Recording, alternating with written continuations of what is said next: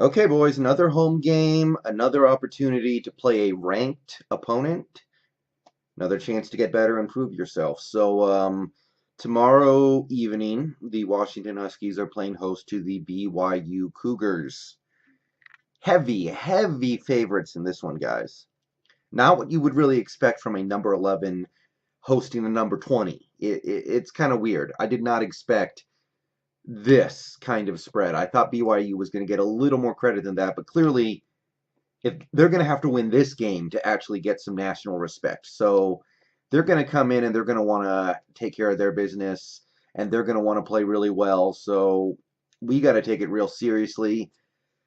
It's an interesting team. I saw part of their game where they beat Wisconsin. That was their big statement game. If they had not beaten Wisconsin, they would be completely anonymous right now and nobody would give a crap about them. But they won that game. It was a big upset, 24-21, I think, knocking off at the time number 6 Wisconsin, I think it was. So they're playing some pretty good defense over there. That's really what's going on right now because offensively, I don't even know how they're winning games. They don't pass the ball well. Their quarterback is completely anonymous out there. He's throwing for like 150 yards a game. They're not running the ball that well.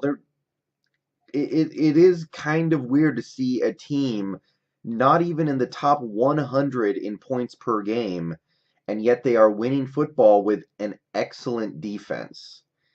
And for a team like this Husky team, which on offense is still not putting teams in the meat grinder, it's a little concerning.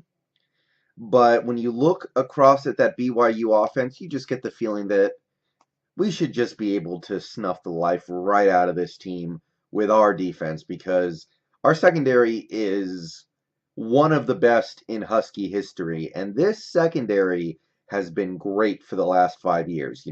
I've been over it before, but we've had Marcus Peters, Buda Baker, Kevin King, Sidney Jones, and these guys might be better than all of them.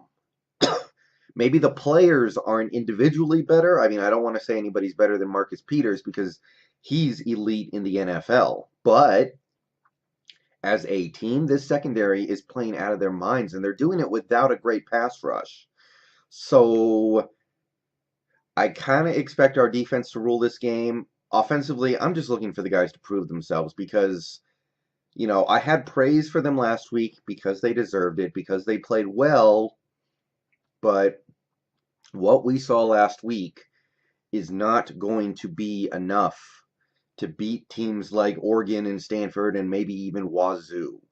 So we have to find a way to keep getting better, and I'm I'm interested in this game just because it's an opportunity for our offense to prove something against a good defense.